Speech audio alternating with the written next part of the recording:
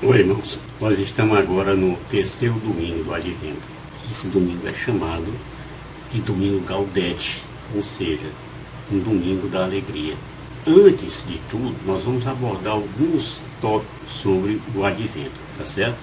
No domingo passado, nós falamos sobre a espiritualidade do Advento e sobre os dois personagens desse tempo litúrgico, né, que foi Isaías e João Batista. Agora, nós vamos falar sobre o profeta Isaías, novamente. O Isaías que tinha o objetivo de levantar o moral dos exilados, né, que estavam lá na Babilônia, todos chorosos, tal, aquele negócio todo. Então ele disse: fortalecei as mãos enfraquecidas e firmai os joelhos debilitados. Dizei às pessoas deprimidas: criai ânimo, não tenhais medo. Vede, é vosso Deus, é a vingança que vem, é a recompensa de Deus. É Ele que vem para nos salvar. Ele já, Jesus. Esse mesmo Isaías foi quem fez aquela profecia no capítulo 35, né?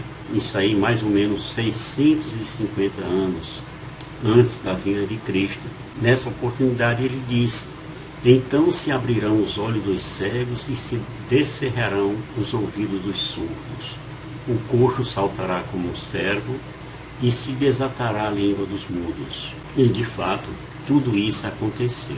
Uma outra profecia de Isaías, importante para esse tempo do Advento, disse o seguinte: porque um menino nasceu, Jesus, né? Um filho nos foi dado, a soberania repousa sobre seus ombros, e ele se chama Conselheiro Admirável, Deus Forte, Pai Eterno, Príncipe da Paz. E para a gente completar por enquanto, ele profetizou sobre o servo sofredor, também se referindo a Jesus. Em verdade, ele tomou sobre si nossas enfermidades e carregou os nossos sofrimentos. E nós o reputávamos como um castigado, ferido por Deus e humilhado. Mas ele foi castigado por nossos crimes e esmagado por nossas iniquidades. O castigo que nos salva pesou sobre ele. Fomos curados graças às suas chagas. Tá? Vamos falar mais um pouquinho sobre o profeta Isaías. Isaías é um nome que significa o Senhor salva ou o Senhor salvou. Tá? Ele era filho de Amós, que era tio de Amazias, que na época era rei de Judá. Esse Amós aí não se trata daquele profeta não, é um outro Amós, tá bom? Isaías passou uns 40 anos, entre 740 ou 701 a.C., profetizando em Judá, né? Tudo isso durante o reinado de 4 reis: Osias, Joatão, Acás e Ezequias. Alegrai-vos, ele está bem perto, e alegrai-vos, meu Senhor. Alegrai-vos, ele está bem perto, e alegrai-vos. Você sabe como é que se deu o chamado de Isaías para ser profeta? A conversa entre Deus e Isaías se deu num contexto de uma visão no templo lá de Jerusalém. Tudo isso está descrito no livro de Isaías, tá? No capítulo 6. Depois você lê com calma aí. Esse chamado, ele começou com uma visão da glória de Deus. E isso aí se deu no ano da morte do rei Osias, quando Isaías viu o Senhor sentado num trono muito elevado, de tal forma que as franjas do seu manto enchiam o templo. Nessa visão, os serafins ficavam junto dele, e cada um deles tinha 6 asas com um par, né, de asas que esse par velava a face. Com o outro par ele cobria os pés, e com o terceiro voavam. Era de fato uma visão incrível. Os serafins voavam ao redor, né, daquela de Deus, né, e proclamavam com toda a força a santidade de Deus, clamando, né: Santo, santo, santo é o Senhor dos exércitos. A terra inteira proclama a sua glória. Enquanto eles louvavam, as portas estremeceram em seus gozos e a casa se encheu de fumo. Isso aí chama de Shekinah, né? Isaías, meio atordoado, disse: ai de mim, estou perdido, porque sou um homem de lábios impuros e habito com um povo também de lábios impuros. E, entretanto, meus olhos viram o Rei, o Senhor dos Exércitos. E aí, por causa disso, o serafim voou na direção de Isaías, né, como uma brasa viva que tinha tomado do altar, assim como a tenaz.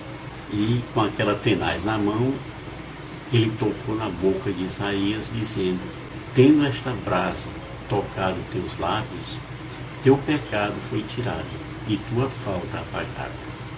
Então, se Isaías sabia ser um pecador, esse pecado foi, nesse momento, perdoado, e da sua boca, agora pura, né, sairiam as grandes profecias.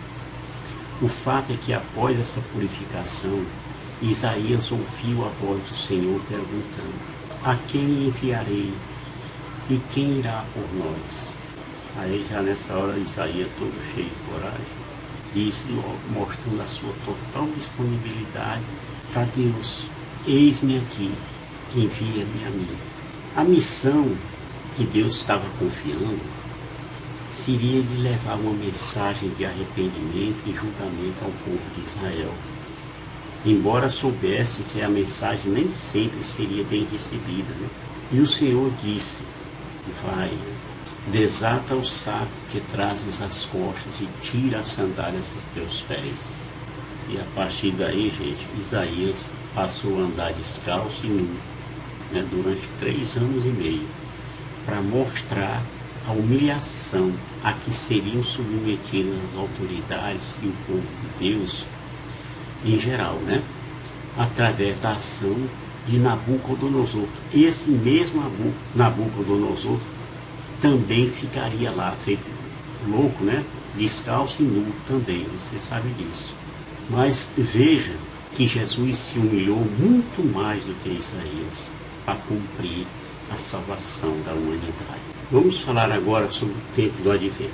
A liturgia do terceiro domingo do Advento tem como tema central a alegria da espera do Senhor. Ela é celebrada com a cor litúrgica rosa, né? Indicando alegria. Os textos, eles focam na vinda de Jesus, tá certo? E o seu propósito de salvação.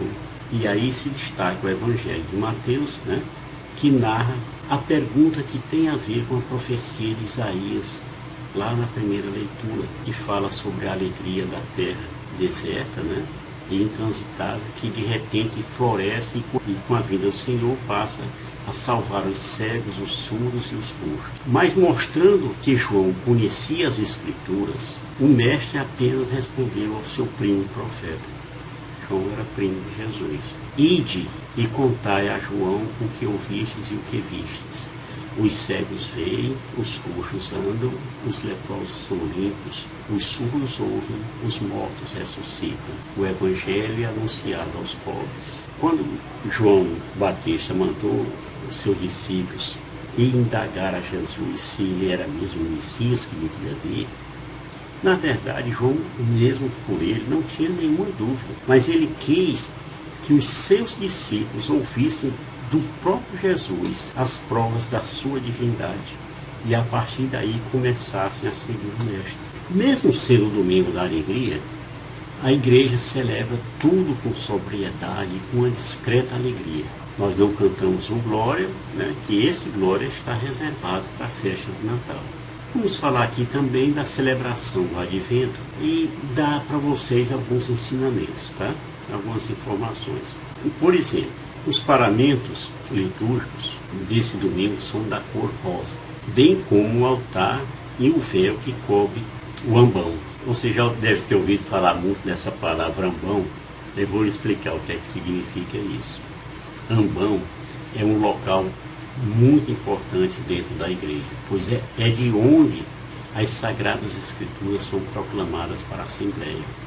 Mais do que um púlpito, né, o ambão simboliza a presença viva de Cristo, comunicando a sua mensagem ao seu povo. Tá certo? O ambão é aquele local onde você coloca lá o evangeliário, certo? Sobre os paramentos, nós entendamos uma coisa. Casula, ouvi algumas coisas que talvez você não tenha ouvido ainda. Casula é uma antiga vestimenta romana.